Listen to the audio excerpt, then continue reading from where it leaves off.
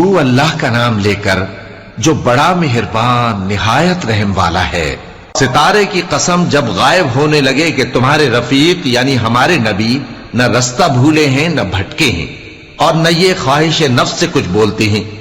یہ قرآن تو ایک وحی ہے جو ان کی طرف بھیجی جاتی ہے، ان کو نہایت قوت والے نے سکھایا یعنی جبرائیل نے جو طاقتور ہیں۔ پھر وہ پوری طرح بیٹھے جبکہ وہ آسمان کے اونچے کنارے پر تھے، پھر وہ قریب ہوئے، پھر مزید نیچے آ گئے تو وہ 2 کمان کے فاصلے پر ہو گئے یا اس سے بھی کم۔ پھر اللہ نے اپنے بندے کی طرف جو حکم بھیجا سو بھیجا۔ جو کچھ انہوں نے دیکھا ان کے دل نے اس کو جھوٹ نہ جانا۔ کیا جو کچھ وہ دیکھتے ہیں تم اس میں ان سے جھگڑتے ہو؟ اور انہوں نے اس کو یعنی جبرائیل کو ایک اور بار بھی اترتے دیکھا ہے سدرۃ المنتہا کے پاس۔ اسی کے پاس ہمیشہ رہنے کی بہشت ہے، جبکہ اس بیری پر چھا رہا تھا جو چھا رہا تھا۔ ان کی آنکھ نہ تو اور طرف مائل ہوئی اور نہ حد سے آگے بڑھی۔ انہوں نے اپنے پروردگار کی قدرت کی بہت ہی بڑی بڑی نشانیاں دیکھی۔ بھلا تم لوگوں نے لات اور عزا کو دیکھا اور تیسری مورتی یعنی منات کو؟ مشرکو، کیا تمہارے لیے تو بیٹے ہوں اور اللہ کے لیے بیٹیاں؟ یہ تو بہت ہی بے انصافی کی تقسیم ہوئی۔ وہ تو صرف نام ہی نام ہے جو تم نے اور تمہارے باپ دادا نے رکھ لیے ہیں، اللہ نے تو ان کی کوئی سند نازل نہیں کی۔ یہ لوگ محض خیال و گمان اور خواہشات نفس کے پیچھے چل رہے ہیں، حالانکہ ان کے پروردگار کی طرف سے ان کے پاس ہدایت آ چکی ہے۔ کیا جس چیز کی انسان آرزو کرتا ہے وہ اسے ضرور ملتی ہے؟ سو آخرت اور دنیا تو اللہ ہی کے ہاتھ میں ہے۔ اور آسمانوں میں بہت سے فرشتے ہیں جن کی سفارش کچھ بھی فائدہ نہیں دیتی مگر اس وقت کہ اللہ جس کے لیے چاہے اجازت بخشے اور سفارش پسند بھی کرے۔ جو لوگ آخرت پر ایمان نہیں لاتے وہ فرشتوں کو لڑکیوں کے نام سے موسوم کرتے ہیں، حالانکہ ان کو اس کی کچھ خبر نہیں۔ وہ صرف خیال و گمان پر چلتے ہیں، جبکہ خیال و گمان حق کے مقابلے میں کچھ کام نہیں آتا۔ تو جو ہماری یاد سے روگردانی کرے اور صرف دنیا ہی کی زندگی کا خواہاں ہو اس سے تم بھی منہ پھیر لو۔ ان کے علم کی یہی انتہا ہے۔ تمہارا پروردگار اس کو بھی خوب جانتا ہے جو اس کے رستے سے بھٹک گیا، اور اس سے بھی خوب واقف ہے جو رستے پر چلا۔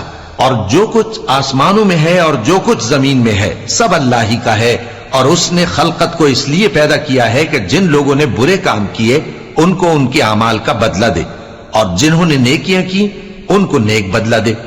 جو صغیرہ گناہوں کے سوا بڑے بڑے گناہوں اور بے حیائی کی باتوں سے اجتناب کرتے ہیں، بے شک تمہارا پروردگار بڑی بخشش والا ہے۔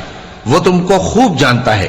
جب اس نے تم کو مٹی سے پیدا کیا اور جب تم اپنی ماؤں کے پیٹ میں بچے تھے تو اپنے آپ کو پاک صاف نہ جتاؤ۔ جو پرہیزگار ہے وہ اس سے خوب واقف ہے۔ بھلا تم نے اس شخص کو دیکھا جس نے منہ پھیر لیا اور تھوڑا سا دیا پھر ہاتھ روک لیا؟ کیا اس کے پاس غیب کا علم ہے کہ وہ اسے دیکھ رہا ہے؟ کیا جو باتیں موسیٰ کے صحیفوں میں ہیں ان کی اس کو خبر نہیں پہنچی؟